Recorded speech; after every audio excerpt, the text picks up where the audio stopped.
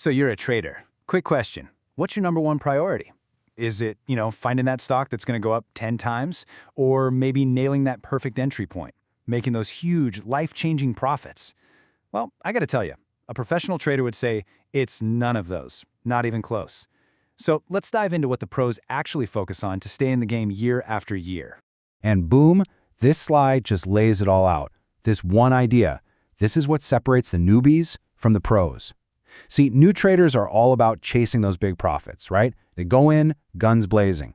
But the traders who've been around, the ones who are actually rich, they know the real secret isn't about hitting home runs. It's about not striking out. It's not about how much you make when you're right, but all about how little you lose when you're wrong. It's all defense, not offense. So how should you think about risk? Forget about it being some boring number on a spreadsheet. No, think of it like a wild dog. Seriously, it's this living, breathing thing that's always lurking. It's unpredictable, and it can bite you from all sorts of different angles, especially when you're not looking. And if you want any hope of taming that dog, you first have to understand all the different ways it can sink its teeth into you. All right, so that brings us to our first major point. You can't build a fortress if you don't know what you're fighting, right? So let's identify the enemy. We're about to go through all the common ways that wild dog of risk can come after you. Okay, first up, the most obvious one. Trade risk. This is the classic, the one everyone thinks of. You buy a stock, you're praying it goes up, and, well, it goes down. Or you short it, betting it'll drop, and instead it just rockets higher. It's basically the risk of you just being plain wrong about the direction. Now this next one is so frustrating. You can do all your homework, pick the perfect company, and still lose money. How? That's market risk.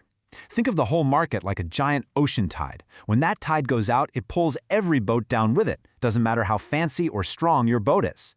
Your amazing stock pick can get absolutely crushed by a market-wide panic that has zero to do with the company itself. Then you've got volatility risk. Oh man, this one is a mind game. This is when a stock's price is just all over the place, jumping up and down like crazy.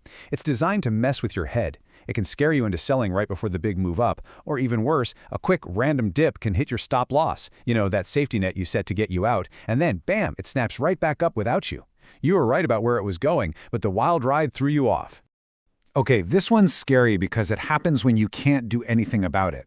It's called overnight risk. It's the danger of holding a trade after the market closes for the day. Some terrible news could come out at midnight, and when the market opens the next morning, the stock price just plummets. It opens way, way lower, completely jumping over your stop-loss price. Suddenly you're looking at a loss that's way bigger than you ever signed up for. All right, here's a hidden trap that gets a ton of new traders. Liquidity risk. It just means there aren't enough buyers and sellers for the stock you're in. So what happens? When you try to sell, you might have to accept a much lower price just to find a buyer. And when you try to buy, you have to pay more. That little gap between the buy and sell price, it's called the spread. And it's basically a little fee, a guaranteed little loss you pay just for getting in and out.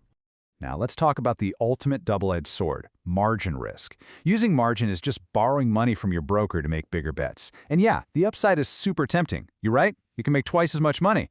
But the downside is just brutal. You can also lose twice as much, twice as fast. Losses can pile up so quickly it'll make your head spin. It's a tool for the pros, but in the hands of an amateur, it can wipe you out in a flash.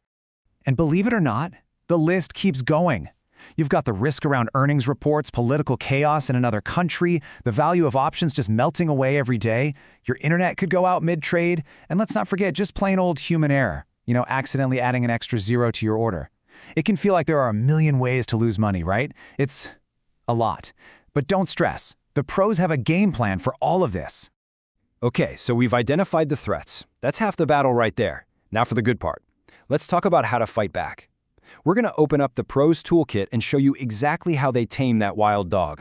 Look, the best defense all starts before you even click the buy button. This is your pre-trade checklist. First, and this is non-negotiable, you decide exactly where you'll get out if you're wrong, your stop loss, before you get in. Do it while your head is clear. Second, you only take a trade if it checks all the boxes of your trading plan. No emotional, impulsive buys.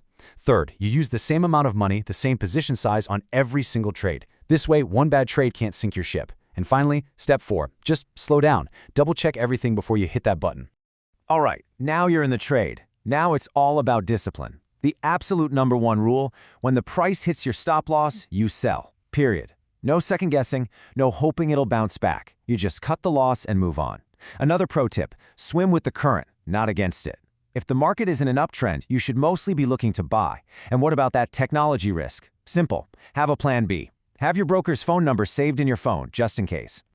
You know another way pros manage risk? They're incredibly picky about what they even trade. They completely avoid that liquidity risk we talked about by sticking to stocks that trade over 1 million shares a day. For options, they want to see over 1,000 contracts of open interest. They handle volatility by trading boring, dependable stocks that just move with the market. And they avoid political risk by focusing on companies in stable countries. They're basically filtering out most of the danger before they even start looking for a trade. Okay, we've covered a lot, but now we're at the very core of it.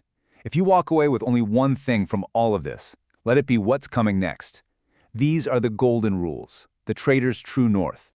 You really can't say it any better than this. The legendary Warren Buffett has 2 rules. Rule number 1, never lose money. Rule number 2, never forget rule number 1.